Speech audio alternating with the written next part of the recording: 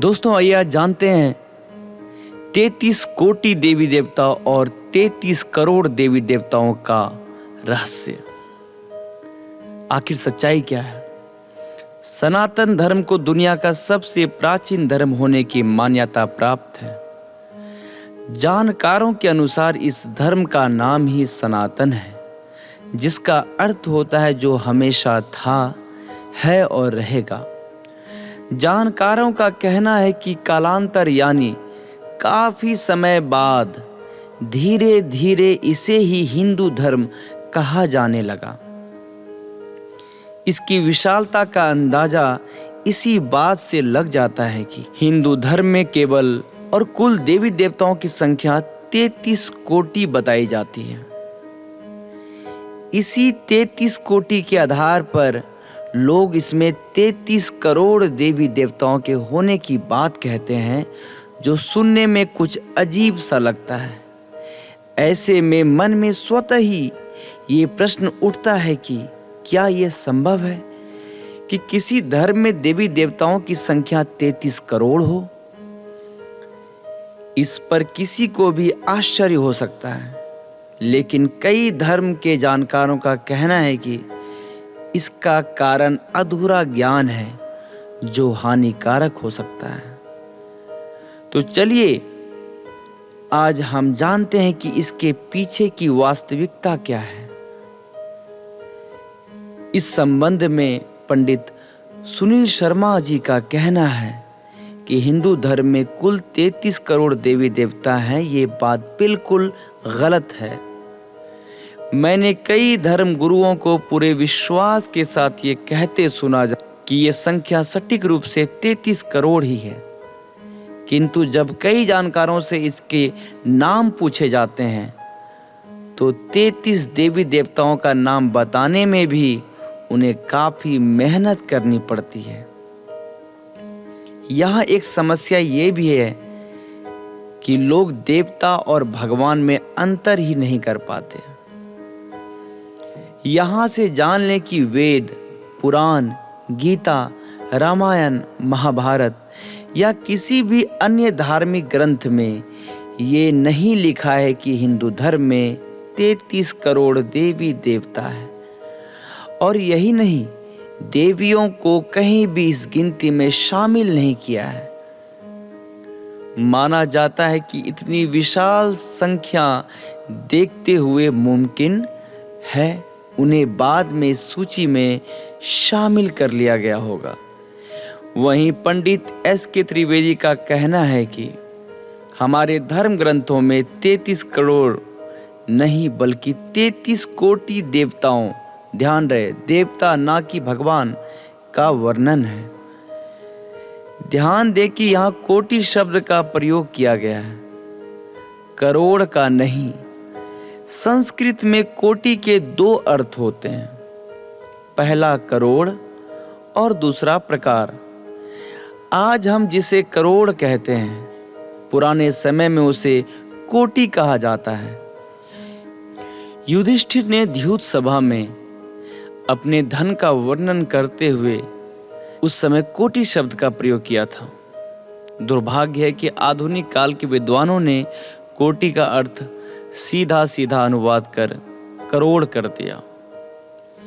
ऐसे में हिंदू धर्म के अधिकांश जानकारों का मानना है कि यहाँ कोटि का प्रयोग 33 करोड़ नहीं बल्कि 33 त्रिदशा प्रकार के देवताओं के लिए किया गया है। कोटि का एक अर्थ प्रकार भी होता है।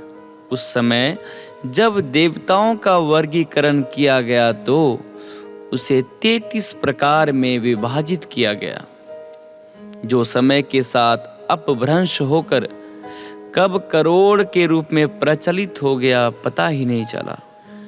पंडित H.S.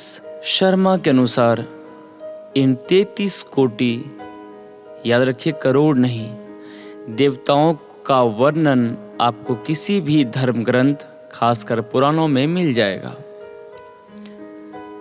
इनमें 12 आदित्य, 8 वसु, 11 रुद्र और 2 अश्वनी कुमार मिलकर 33 देवताओं की एक श्रेणी बनाते हैं और 33 कोटि देवताओं का संदर्भ इन्हीं 33 देवताओं से है।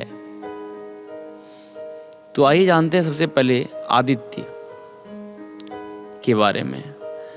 महर्षि कश्यप और दक्ष पुत्री अदिति से उत्पन्न ये 12 पुत्र आदित्य कहलाते हैं। अपनी माता अदिति के कारण उन्हें आदित्य कहा जाता है।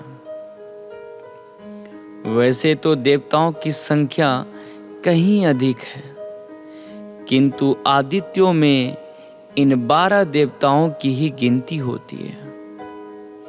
इन्हें ही देवता कहा जाता है। इंद्र देवताओं के राजा कहलाते हैं। ये 12 आदित्य वर्ष के 12 मासों का प्रतिनिधित्व करते हैं, जिनमें इंद्र धाता, पर्जन्य, त्वष्टा, पूषा, अयरमा, भग, विवस्वान यानी कि सूर्य, अंशुमान, मित्र, वरुण, विष्णु शामिल हैं। दूसरी है वसु। ये भगवान विष्णु और देवराज इंद्र के रक्षक माने जाते हैं। रामायण में इन्हें महर्षि कश्यप और दक्ष पुत्री अदिति का पुत्र बताया गया है, किंतु महाभारत में इन्हें ब्रह्मपुत्र मनु की संतान कहा गया है। ये 5 महाभूतों पृथ्वी, अग्नि, जल, पवन और आकाश और 3 मुख्य खगोलीय पिंडों सूर्य, चंद्र और नक्षत्रों का प्रतिनिधित्व करते हैं। पहला है आपह, जल का प्रतिनिधित्व करते हैं। दूसरा ध्रुव, नक्षत्रों का प्रतिनिधित्व करते हैं। तीसरा सोमः, चंद्र का प्रतिनिधित्व करते हैं। चौथा धरः, पृथ्वी का प्रतिनिधित्व करते हैं। पांचवा अनिलः, पवन का प्रतिनिधित्व करते हैं। 6 अनलः, अग्नि का प्रतिनिधित्व करते हैं। 7 प्रत्युषः, सूर्य का प्रतिनिधित्व करते हैं। 8 प्रभासः, आकाश का प्रतिनिधित्व करते हैं। यही वो वसु है जिन्हें श्राप के कारण गंगा पुत्र भीष्म के रूप में जन्म लेना पड़ा था। तीसरा है रुद्र। ये भगवान शंकर के दूसरे रूप माने जाते हैं। इसी कारण भगवान शंकर को हम महारुद्र भी कहते हैं। कहा जाता है कि इन सभी की उत्पत्ति भगवान शंकर से हुई है। वामन पुराण में इन्हें महर्षि कश्यप और अदिति का पुत्र कहा गया है। इन्हें परमपिता ब्रह्मा और सुरभि की संतान भी माना जाता है।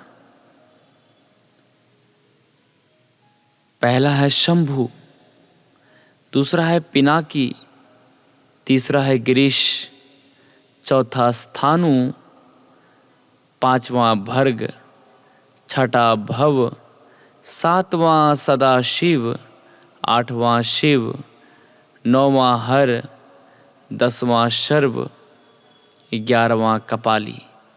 तो ये है रौद्र के 11 देवता। तो सबसे लास्ट है अश्वनी कुमार, जिसमें 2 देवताओं का वर्णन किया गया है। इन्हें देवताओं का राज वेद माने जाने के साथ औषधियों का स्वामी भी माना जाता है। ये दो जुड़वे भाई हैं जिनमें नासत्य बड़े हैं, जिनके माता पिता विवस्वान और सरन्यु हैं। ये सूर्योदय यानी कि नासत्य और सूर्यास्त यानी कि दसरा का प्रतिनिधित्व करते हैं।